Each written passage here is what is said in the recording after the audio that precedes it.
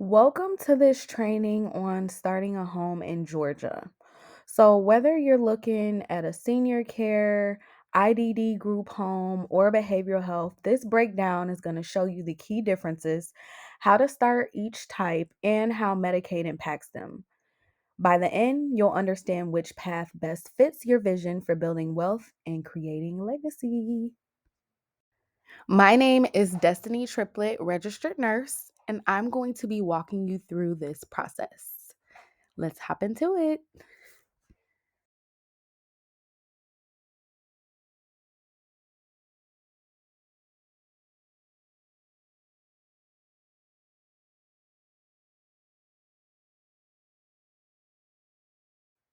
In Georgia, senior homes are usually licensed as personal care homes or assisted living communities. A personal care home can have two or more residents and provides basic support like meals, supervision, and help with daily activities. An assisted living community is larger and it has 25 or more residents and provides more comprehensive services.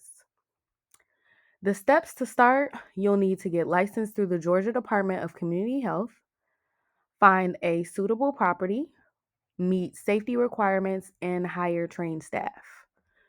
Funding for senior homes mostly runs on private pay.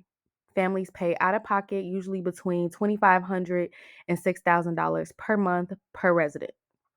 Some also take Medicaid waivers, but the bulk and the stability is private pay.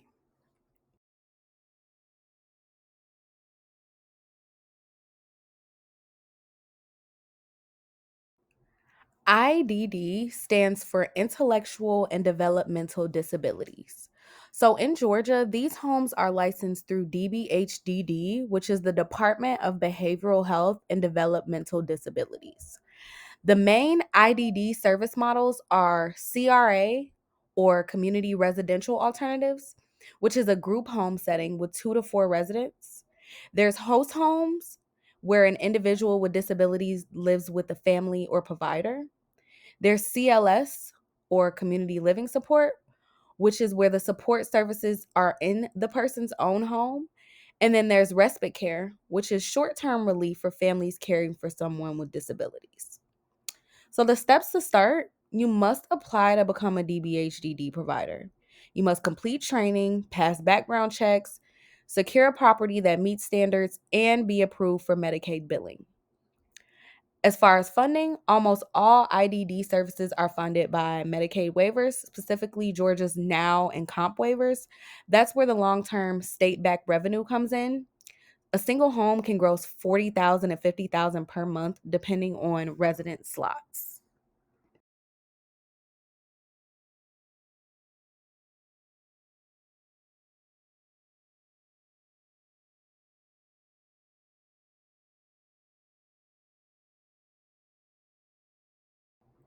Now, behavioral health homes and clinics are also regulated by DBHDD. In behavioral health, it covers mental health and substance use services. In Georgia, you can run programs that provide counseling, therapy, and recovery support. The steps to start, they're similar to the IDD, but slightly different. You apply through DBHDD as a behavioral health provider. You'll need clinical staff like therapists or counselors, a licensed space, and program policies that meet state standards. As far as funding goes, behavioral health programs are funded by a mix of Medicaid, grants, and sometimes private pay clients. Unlike senior or IDD, behavioral health depends more heavily on contracts and government programs.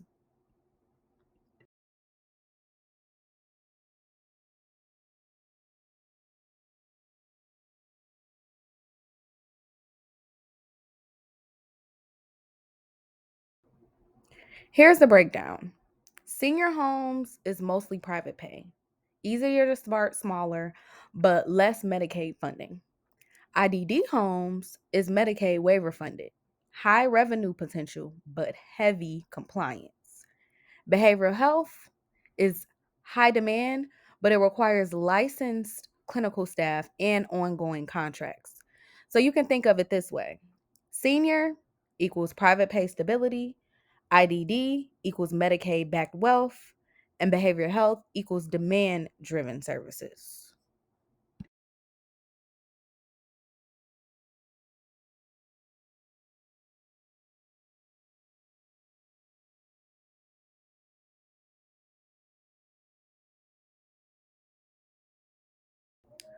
One quick but important note: a lot of people mix up Medicare and Medicaid.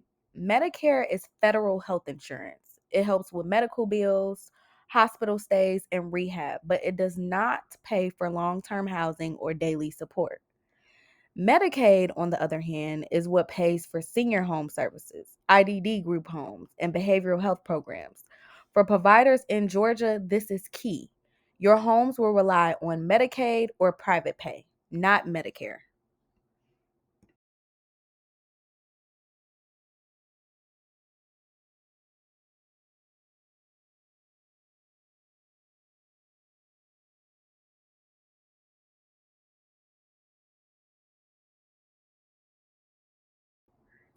Medicaid plays a different role in each model.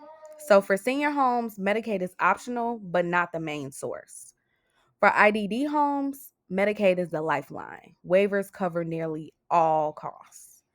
And then behavioral health, Medicaid is essential for services alongside grants. So if Medicaid funding drops, IDD and behavioral health providers feel it the most. Senior homes with private pay clients are less dependent on Medicaid.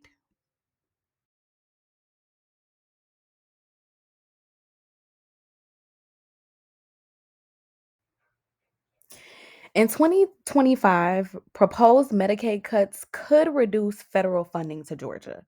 So here's what that means: IDD homes may see lower reimbursement rates and fewer waiver slots available. Senior homes won't be hit as hard if you're focused on private pay clients. And behavioral health may see rate cuts and tighter program rules. So the takeaway for this is that IDD and behavioral health providers must prepare for tighter margins and more competition for clients. Senior homes, on the other hand, should lean into private pay to stay secure.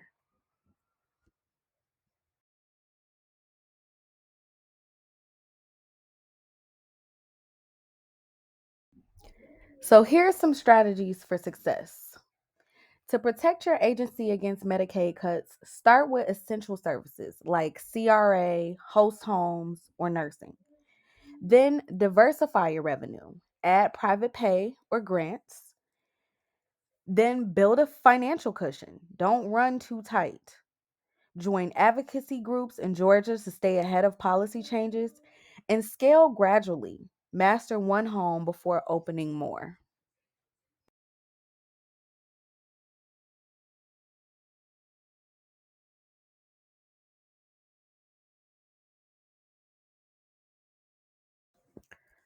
So, which path makes sense for you? If you want private pay stability, consider a senior home. If you want Medicaid backed generational wealth, an IDD home may be your best move. And if you want to tap into the mental health and recovery crisis, behavioral health is the route. All three are needed in Georgia, but your choice should align with your passion, your resources, and your tolerance for compliance. Remember, the goal isn't just income, it's impact and legacy. And if you have any questions, my contact info is below. And thanks for watching. Bye for now.